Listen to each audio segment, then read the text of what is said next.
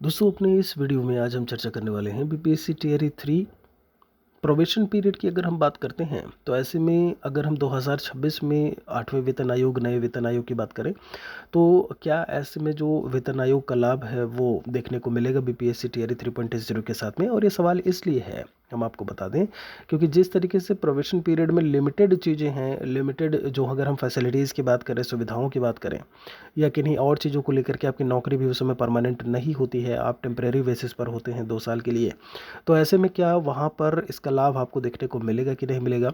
जैसे अगर हम बात करें प्रोबेशन पीरियड में आपकी जो छुट्टियों को लेकर के चर्चा की जाए तो एसएल की बात करें, स्पेशल लीव की बात करें महिलाओं के लिए, सीएल की बात करें, कैजुअल लीव जो आपको मिलता है, ऐसे में 16 जो है सीएल मिलते हैं 1 साल की। अगर चर्चा की जाए, जैसे आप अभी यहाँ पर मई तक में अगर आपकी नियुक्ति होती है तो आपको 16 सीएल नहीं मिलेगा। मान के चलिए कि उसका आधा, क्योंकि आपका साल 2025 का आधा समय बीत चुका है, तो आप 8 सीएल ही के भरोसे आपको जो है 6 से 7 महीने जो है वो चलाने होंगे। उसके अलावा कोई और छुट्टी ऐसे में नहीं दी जाती है।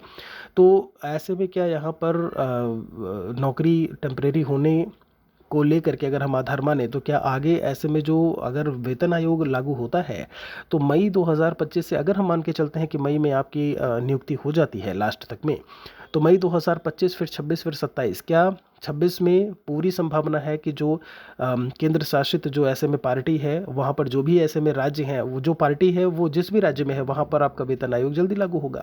तो ऐसे में क्या लाभ जो है चूंकि मिलना कहीं ना कहीं अगर हम मिड 2026 तक की बात करें तो शुरू हो जाएगा। ऐसे में कहीं ना कहीं आपका जो प्रोविशन होगा वो मिड 2027 तक ख़त्म होने वाला है। तो आपको हम बता दें कि बाकी चीज़ें आपकी एक तरफ हैं कि आपको जब हम छुट्टियों की बात करें या किन्हीं और लाभ को लेकर के बात करें, वो सारी चीज़ें अलग हैं।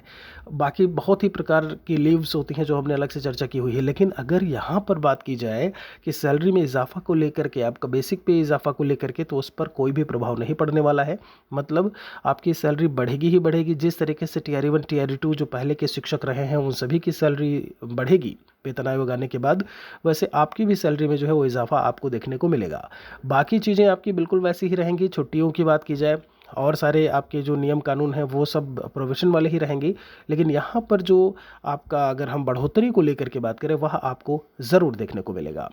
कोई और सवाल है आपका यहाँ पर प्रोविशन पीरियड से रिलेटेड, छुट्टियों से संबंधित अगर हम बात करें या किन्हीं और चीज़ों से संबंधित, तो कमेंट सेक्शन में उसे हमारे लिए लिखिएगा ज़रूर।